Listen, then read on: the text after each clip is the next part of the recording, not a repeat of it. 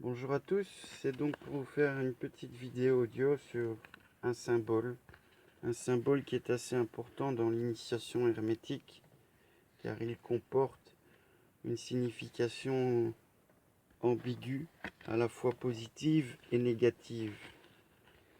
Et c'est pour cela que nous allons parler du serpent, qui représente donc la vie ou la mort.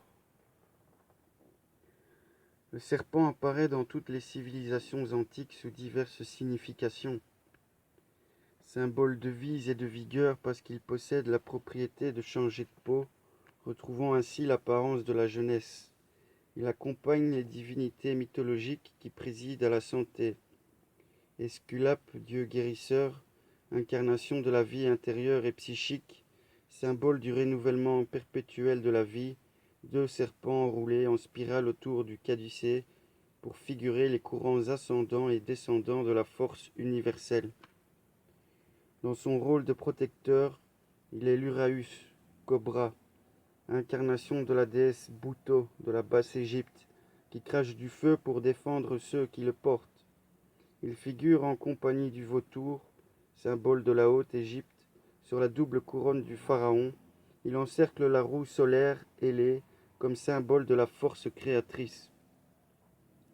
Il remplit aussi la fonction de psychopompe, protégeant le défunt contre ses ennemis au cours de son voyage dans l'au-delà.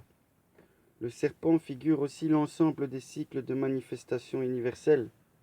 Dans la Pistis Sophia, attribuée à Valentin, le corps du serpent gnostique est partagé suivant le zodiaque.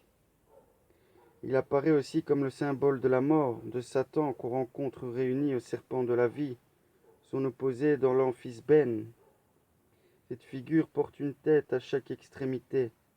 L'une blanche, ailée et couronnée représente l'initié qui, par un sérieux travail sur lui-même, a dégagé le volatile du fixe, vaincu sa nature inférieure, décanté ses lits, figurés par la partie noire.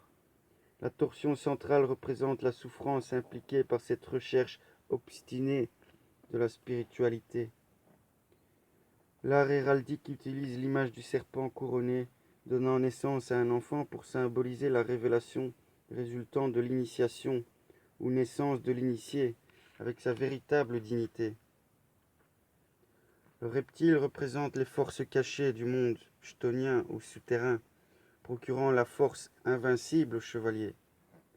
On le rencontre également comme symbole de la terre dans le livre des morts des Égyptiens et relié à la création chez les Maya Cortis.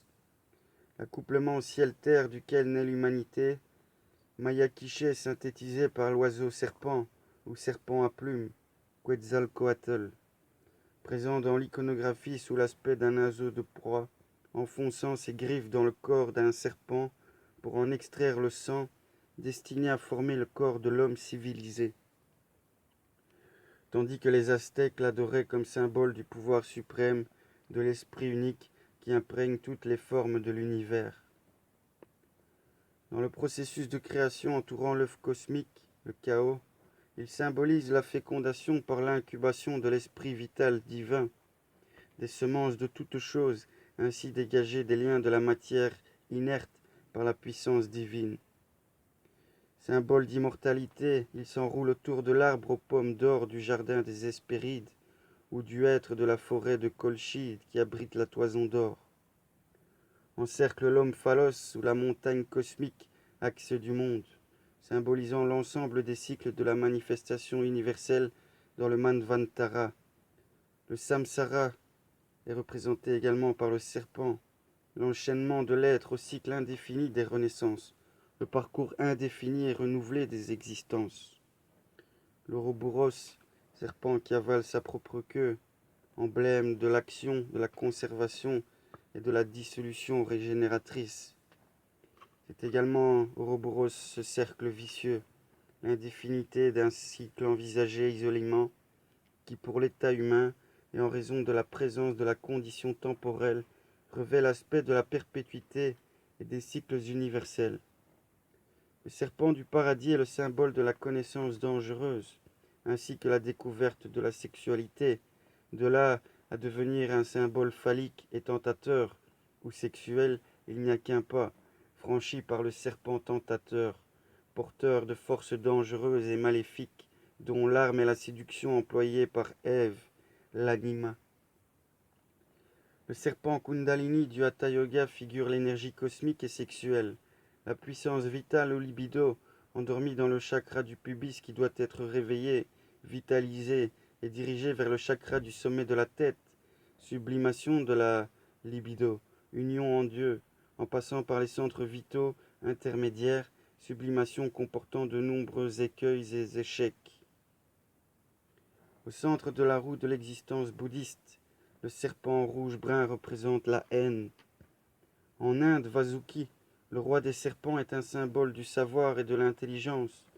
Dans les épopées, les serpents sont des descendants et de descendance divine. Et le serpent Sessa de la mythologie portant la terre est assimilé à Ananta ou Ananda, qui est la félicité. Serpent étendu sur les eaux, personnification de l'éternité qui forme avec Vishnu Narayana, qui repose sur lui, la triple manifestation de l'énergie cosmique une et impérissable. Les serpents y reçoivent encore actuellement sous le nom de Nag, un culte reposant sur la peur et la fascination qu'ils provoquent et sur l'impression de mystère et d'étrangeté qui émanent d'eux. L'iconographie les représente comme des personnages polycéphales à bonnet de cobra. Bouddha est protégé par les Nagas.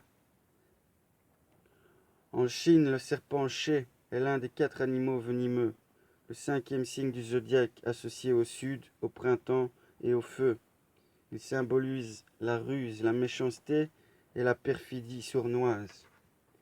Les années serpents sont caractérisées par des contrastes, favorables aux négociations astucieuses, au commerce et à l'industrie, au règlement des conflits, à la vie sentimentale, mais aussi aux coups d'État, scandales, calamités et surprises de toutes sortes. Dans ses rapports avec l'inconscient collectif, l'ophidien symbolise à un niveau inférieur l'agressivité, à un niveau supérieur le pouvoir et la sagesse. Il est le représentant de l'inconscient, où se sont accumulés tous les facteurs rejetés, refoulés, méconnus ou ignorés, en les possibilités demeurées latentes en nous. Ce sont des forces très primitives, agglomérées en constellations qui mettent en jeu le serpent du rêve. Il est la manifestation d'une énergie psychique dormante, prête à devenir agissante, en positif ou en négatif, en raison de l'ambivalence du symbolisme de cet animal à sang-froid, capable du pire dans les froids et les angoisses, comme du meilleur dans les propriétés curatives et salvatrices. Nous savons également que le serpent est l'emblème de la lumière astrale, la lumière électromagnétique, support visible du monde phénoménal. Nous savons aussi qu'il y a le serpent entourant Midgard dans les mythologies nordiques. Et il y a encore bien d'autres serpents symboliques et initiatiques dont j'espère que nous pourrions découvrir les aspects très prochainement. Je vous remercie pour votre écoute et dans le présent du serpent, que la paix vous vienne. À très bientôt.